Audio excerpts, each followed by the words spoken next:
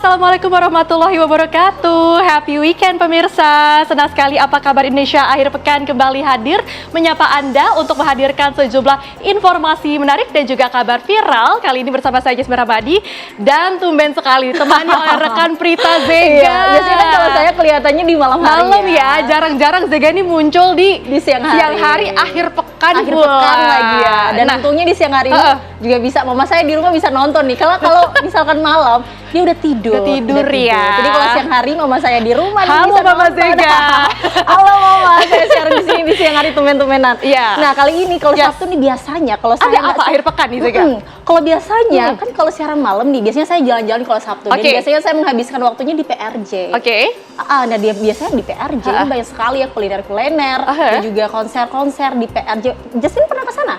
Pernah, tapi yang tahun ini kebetulan belum sih Zega. Apa kita setelah dari sini langsung ke Kemayoran? Nanti setelah siaran kita kesana. Ya. Tapi juga nanti untuk teman-teman ataupun pemirsa di rumah kami bisa menghadirkan untuk Anda informasi terbaru dari PRJ. Tapi sebelum itu kita ke informasi pertama dulu nih. Nah ini ada berita soal kejahatan nih. Waspadalah, kejahatan pencurian dan perampokan sedang marak terjadi di berbagai wilayah tanah air. Ya, salah satunya di Bandung, Jawa Barat. Namun upaya pencurian tersebut pemirsa gagal dan membuat pelaku lari terbirit-birit.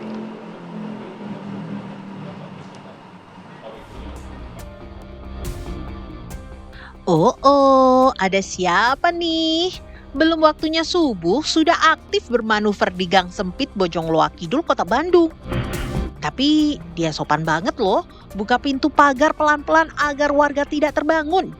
Jalannya juga pelan-pelan, tapi loh, ngapain itu kok mepet-mepet motor di halaman? Dan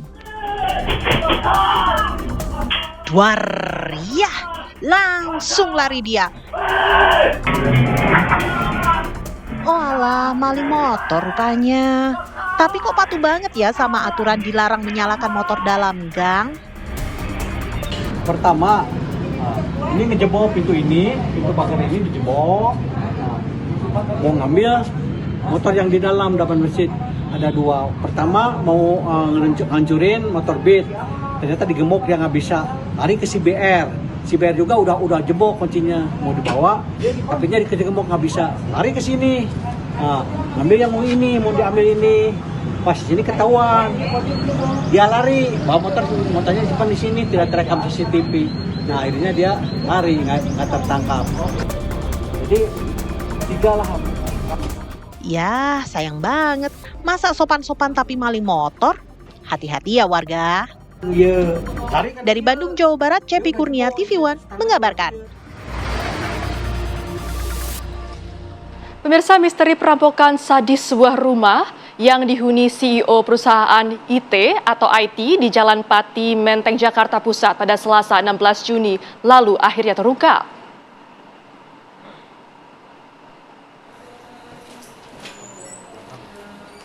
Aparat Polres Metro Jakarta Pusat mengungkap kasus perampokan sadis rumah mewah di kawasan Menteng, Jakarta Pusat. Pelaku wanita rekan kerja korban, Tami, yang semula melaporkan kejadian tersebut sebagai saksi. Dendam kesumat sebagai komisaris di perusahaan yang sama menjadi pemicu pelaku nekat berusaha menghabisi nyawa korban dengan cara yang cukup sadis.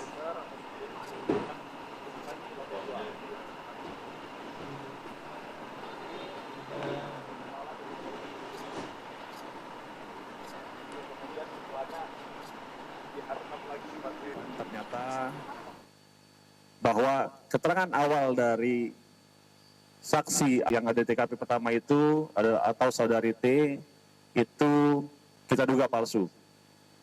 Kita temukan ternyata bahwa tidak adanya 2 orang yang masuk ke dalam rumah, melainkan pelaku dari penganiayaan yang dilakukan kepada saudara MHA itu ternyata dilakukan oleh saudari T sendiri. Pemirsa, kami hadirkan informasi update soal kasus penyiraman air keras kepada 2 bocah, di mana Satreskrim Polres Sumedang meringkus pelaku penyiraman air keras terhadap 2 bocah kakak beradik di Rancakalong, Sumedang, Jawa Barat. Pelaku berinisial WS ini ternyata masih berkerabat dengan ibu korban. Pria tersebut tega menyerang dua bocah dengan air keras. Pelaku beralasan ia kesal karena orang tua para korban tidak kunjung membayar utang. Akibat serangan air keras, salah satu korban yang masih kelas 3 SD mengalami luka bakar permanen di bagian wajah serta tengkuk. Dari tersangka, polisi juga menyita bukti berupa air aki, cairan pembersih karat, serta kendaraan yang dipakai pelaku. Atas perbuatannya, pelaku terancam hukuman maksimal 7 tahun penjara.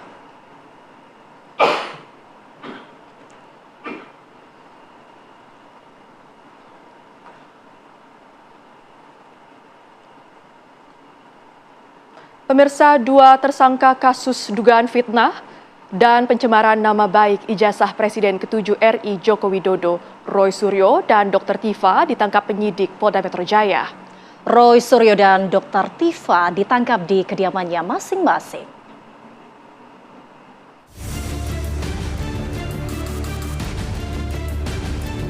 Kasus dugaan fitnah dan pencemaran nama baik terkait ijazah Presiden ke-7 RI Joko Widodo kini memasuki babak baru. Dua tersangka, Roy Suryo dan Tifa Uziah Tiasuma atau yang lebih dikenal dengan Dr. Tifa, ditahan penyidik Polda Metro Jaya. Roy Suryo diketahui dijemput paksa pada Jumat pagi. Setelah sempat menjalani serangkaian tes kesehatan dan pemeriksaan, Roy Suryo pun kemudian ditahan di ruang tahanan Polda Metro Jaya. Tak hanya Roy Suryo, Dr. Tifa juga langsung dilakukan penahanan di rumah tahanan sementara Polda Metro Jaya setelah dijemput paksa oleh penyidik di kediamannya. Namun berbeda dengan Roy Suryo, Dr. Tifa sempat diberikan waktu untuk menjalani ujian disertasi secara daring oleh penyidik. Polda Metro Jaya pun membenarkan bahwa pihaknya telah menangkap Roy Suryo dan Dr. Tifa di masing-masing kediamannya. Penangkapan dua tersangka atas kasus tuduhan ijazah palsu Presiden ke-7 Republik Indonesia Joko Widodo ini merupakan lanjutan penanganan kasus yang telah dinyatakan lengkap oleh Kejaksaan alias P21. Telah melakukan pengamanan terhadap para tersangka, yaitu Saudara RS dan Saudari TF, sebagai bagian dari rangkaian proses untuk melaksanakan penyerahan atau pelimpahan tersangka dan barang bukti dari penyidik di Treskrim Polda Metro Jaya kepada Jaksa Penuntut Umum Kejaksaan Tinggi DKI sehubungan dengan berkas perkara yang sudah dinyatakan lengkap atau P21. Polda Metro Jaya juga menegaskan bahwa pihaknya telah melakukan pengujian terhadap barang bukti ijazah di laboratorium yang tersertifikasi. Selama proses penyidikan berlangsung, pihak kepolisian telah memeriksa 94 saksi dan 26 ahli. Untuk melengkapi administrasi di Polda Metro Jaya, Roy Suryo dan Dr. Tifa kemudian dibawa penyidik ke Rumah Sakit Polri Kramat Jati untuk menjalani tes kesehatan. Keduanya datang dengan pengawalan ketat dari pihak kepolisian. Usai menjalani serangkaian tes kesehatan, keduanya diputuskan untuk menjalani rawat inap di Rumah Sakit Polri. Menurut kuasa hukum Roy Suryo dan Dr. Tifa, rawat inap dilakukan bukan atas permintaan kliennya. Rekomendasi tersebut diberikan dokter setelah ditemukan sejumlah kondisi kesehatan dan penyakit bawaan saat pemeriksaan medis. Kalau dua orang ini sebenarnya ya, waktu sebenarnya kondisinya baik-baik saja, tetapi dia punya katakanlah sakit bawaan. Nah, sakit bawaan itu yang kemudian ditemukan dalam proses pemeriksaan, dan ketika dicek, wah ini nggak bisa nih kalau nggak rawat inap, kata dokternya harus rawat inap. Refli Harun juga menyebut pada awalnya Roy Suryo sempat menolak untuk dirawat inap, namun setelah berkonsultasi dengan keluarga dan tim kuasa hukum, Roy Suryo akhirnya bersedia menjalani perawatan sesuai dengan anjuran dokter. Sementara itu, Dr. Tifa yang sebelumnya terlihat menggunakan kursi roda disebut mengalami keluhan kesehatan yang dipengaruhi kondisi penyakit bawaan. Dari Jakarta, tim TV One mengabarkan.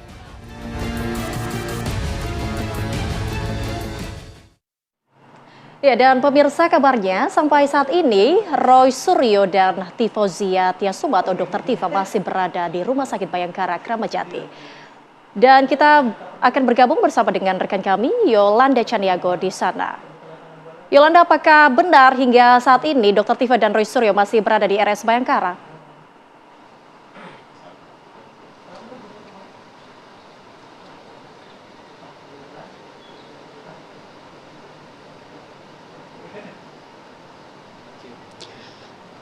Ya, Yolanda, apakah benar Roy Suryo dan Dr. Tifa masih dirawat di Rumah Sakit Bayangkara? Pemirsa, ini dapat kami sampaikan bagaimana informasi terbaru dari Rumah Sakit Polri Kramat Jati, Jakarta Timur terkait kondisi dari Roy Suryo dan juga Dr. Tifauzia atau Dr. Tifa, di mana memang sejak tadi kami melakukan pemantauan ini bahwasanya belum ada pergerakan ataupun aktivitas yang terlihat baik dari Roy Suryo, Dr. Tifauzia maupun pihak-pihak terkait lainnya yang melakukan aktivitas di sekitar Rumah Sakit Polri Kramat Jati, Jakarta Timur. Adapun ini saya mengabarkan langsung dari depan ruang rawat inap utama Rumah Sakit Polri Kramat Jati, di mana memang seperti yang tadi saya sampaikan belum ada aktivitas yang memang terlihat baik dari Roy Suryo, Dr. Tifa maupun pihak-pihak terkait lainnya.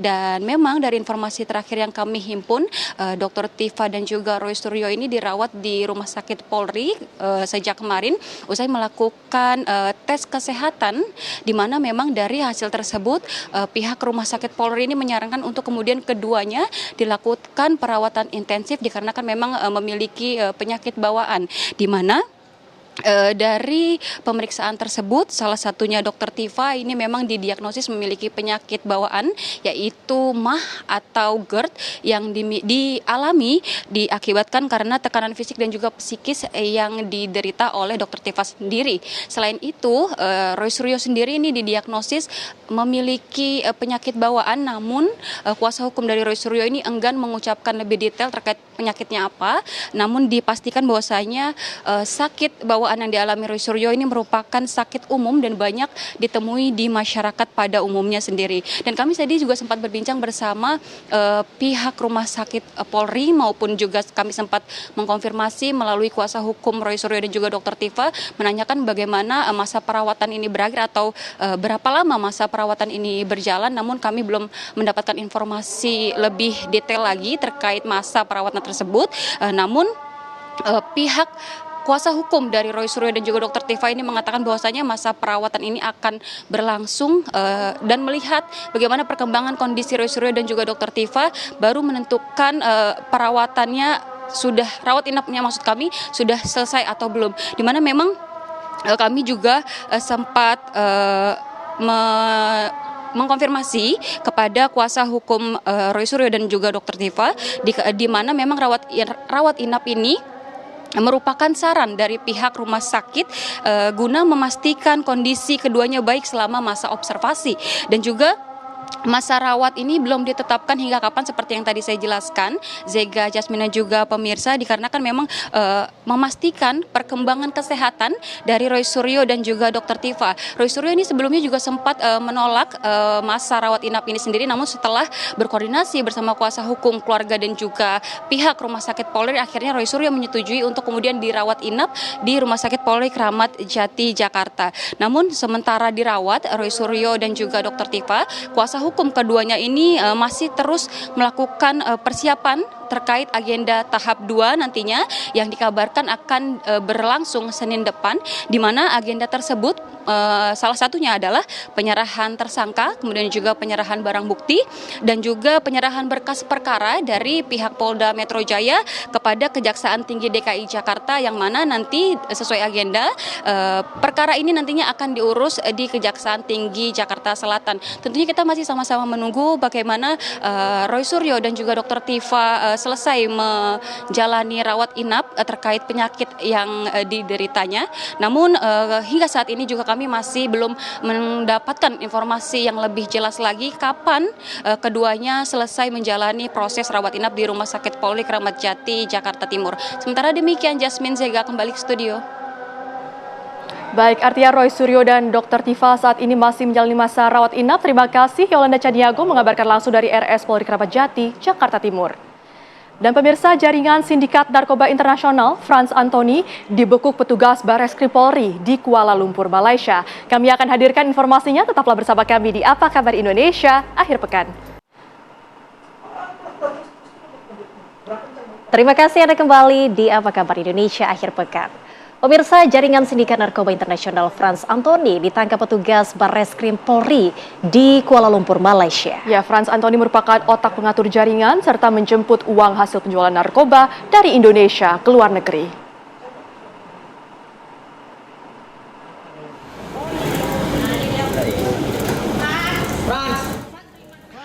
Dengan pengawalan ketat, petugas Barreskrim Polri buron narkoba jaringan internasional Frans Anthony tiba di tanah air melalui Bandara Soekarno-Hatta, Tangerang, Banten. Frans Anthony merupakan pengatur keuangan hasil penjualan narkoba jaringan Freddy Pratama. Selain itu, ia kerap menjemput uang hasil penjualan narkoba di tanah air untuk dibawa ke luar negeri. Frans Anthony sempat menjadi buronan sejak November 2023 lalu.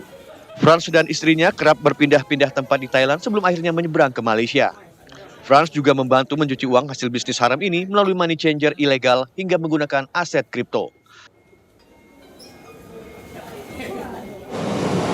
Dia membantu menukarkan uang dalam bentuk rupiah, dirubah ke dalam pecahan $1.000 Singapura di sejumlah money changer yang tersebar di Indonesia, di mana uang tersebut kemudian dibawa Frans Anthony menuju Thailand. Selain itu, untuk memudahkan penyebaran uang ilegal, kelompok Frans Anthony juga menggunakan metode cryptocurrency. Frans Anthony melakukan kegiatan pengangkutan uang hasil kejahatan dari Indonesia ke Thailand telah berlangsung kurang lebih selama 7 tahun. Terhitung sejak tahun 2017 hingga 2023. Dengan frekuensi rata-rata 2 atau 3 kali setiap bulannya. Total frekuensi pengangkutan mencapai sekitar 168 kali. Jadi 168 kali berangkat dari Indonesia menuju Thailand dengan membawa uang cash. Selama episode tersebut, minimal pengangkutannya adalah 1 miliar rupiah. Barreskrim Polri kini tengah menelusuri aliran dana penjualan narkoba Freddy Pratama serta pelaku lainnya yang terlibat dalam penjualan narkoba di tanah air. Dari Jakarta, Bima Sakti TV One mengabarkan. Nah, seperti yang sudah kita janjikan tadi ya Zega, kita mengajak pemirsa jalan-jalan ke Pekan Raya Jakarta yang katanya tahun ini nggak serame tahun-tahun sebelumnya. Bener apa enggak ya? Coba kita cek langsung, sudah ada rekan kami, Yulinda Tridewi, yang siap mengabarkan dari sana. Yulinda, ini kan malam minggu, biasanya PRJ ramai nih, tapi ada kabar bahwa PRJ tahun ini sepi. Pantauan Anda seperti apa? Iya betul sekali Jasmine, Zega dan juga pemirsa. Ini memang kalau misalkan dibilang sepi, sebenarnya nggak sepi-sepi banget ya. Karena memang di belakang saya nih bisa dilihat ini masyarakat mulai berdatangan. Karena memang tadi pas saya datang ke sini sekitar pukul 1 memang masih belum sebanyak ini. Nah sekarang makin sore makin banyak karena memang ingat ya sekarang malam minggu. Jadi saya juga nggak mau kalah untuk bisa malam mingguan di PRJ meskipun harus sambil ngabarin ke Jasmine, Zega dan juga pemirsa. Nah pemirsa juga tahun ini memang PRJ ini mengadakan sekitar 1.800 tenan makanan maupun baju dan segala macam yang ada di PRJ ini, yang mana memang kalau misalkan bisa kami gambarkan tentunya yang paling ramai ini ternyata di booth-booth yang makanan begitu, karena memang kita juga sebagai warga yang datang ke sini udah capek-capek pasti butuh makan dong. Nah selain itu juga pemirsa, saya tuh dari tadi udah lihat-lihat ya ada pengunjung yang kayaknya lagi kecapean abis ngeborong banyak banget nih di sini. Halo kakak, izin kak boleh berdiri? Oke, nih lihat belanjaannya banyak banget ya pemirsa, bisa dilihat di sini ada ciki banyak banget. Halo Kak Indri, ini habis belanja apa aja sih kok ngeborong banget nih aku lihat? Iya cuma beli ciki-cikian aja sih Mbak, buat cemilan-cemilan di rumah. Ini tadi totalnya habis berapa nih? Boleh dijelasin? Aduh, ini 10 ribuan satunya, kalau yang ini 15 ribuan. 200-an kali ya, baru 200-an. Dari jam berapa nih tadi di sini? Jam 10. Ini berarti mau lanjut lagi atau udah mau stop nih? Lanjut lagi, belum? Belum, ini lagi ngumpulin tenaga lagi. Niatnya mau beli apa lagi selain ngeborong jajanan? Nanti kita lihat lagi ya. Tuh pokoknya ada tas-tas yang gede itu saya belum dapat. Pengen beli tas-tas yang gede itu. Kenapa tertarik beli tas-tas yang gede itu? Karena euforianya kali ya, rame di TikTok. Akhirnya pengen beli juga, pengen dapat juga. Kira-kira mau beli berapa sih? Kalau bisa satu item satu tas lah gitu. Kan Jadi ini masih banyak ya persediaan uangnya untuk beli-beli. Ya diadain lah. Kakak, tips untuk ke PRJ tuh apa sih biar orang-orang tuh dapat efisien, efektif untuk bisa dapat semua belanjaannya? Yang penting datang pagi aja sih, datang lebih cepet, jam 9:30 udah nyampe sini tuh lumayan lah gitu, belum terlalu padat banget gitu. Terus ya sedia minum, jangan lupa karena ribet juga kalau harus beli-beli kan gitu, mendingan bawa sendiri aja gitu. Kakak, sebelumnya pernah ke PRJ juga nggak tahun lalu? Nah, apa yang ngebedain kira-kira setahun ini dan tahun lalu? Ramenya sama sih, sama aja. Iya, sama aja. Jadi memang sama-sama rame nih mau tahun ini tahun lalu. Sama. Mungkin tas gedenya tuh lebih banyak kali ya deh. Tahun sekarang tuh lebih banyak. Lebih bervariasi lagi gitu. Terima kasih banyak Kak Indri atas waktunya. Nah pemirsa, ternyata memang masyarakat juga lagi siap-siap nih. Tentunya Kak Indri juga yang akan nantinya belanja-belanja lagi. Karena memang katanya masih banyak nih uangnya. Nah kapan nih Zega dan Jasmine mau ke PRJ untuk borong juga?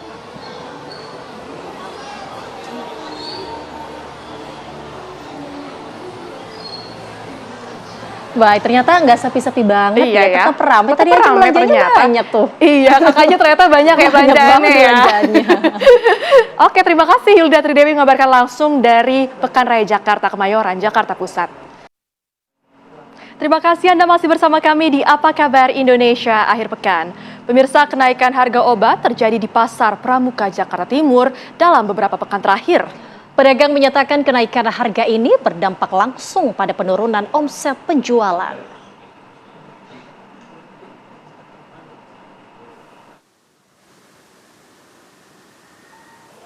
Kenaikan harga obat terjadi di berbagai wilayah, salah satunya di Pasar Pramuka, Jakarta Timur.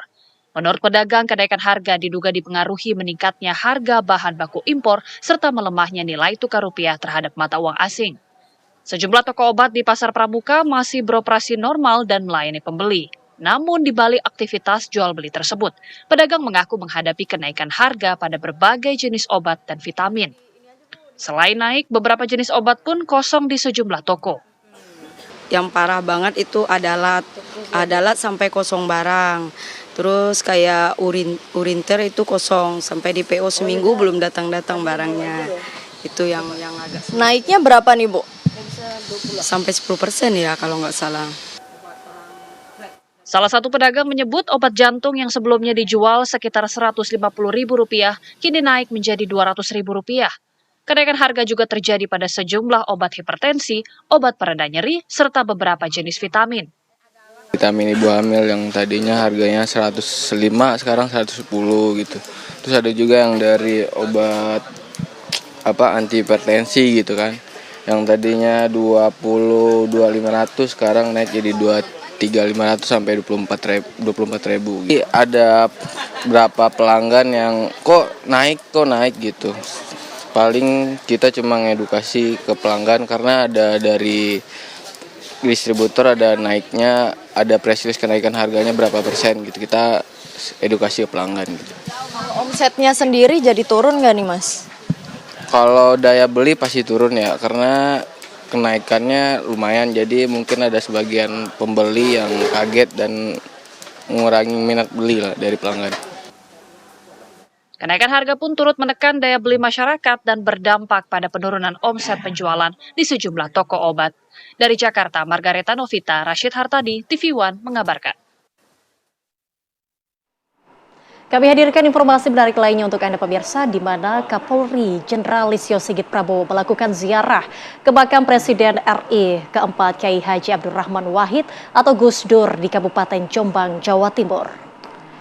Ziarah ini merupakan bagian dari rangkaian kegiatan Hari Bayangkara ke-80 yang jatuh pada tanggal 1 Juli 2026 mendatang.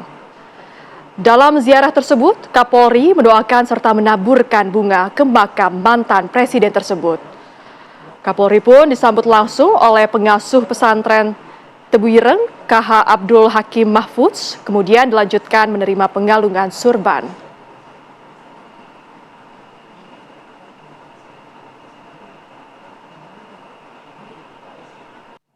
Anda masih bersama kami di Apa Kabar Indonesia akhir pekan.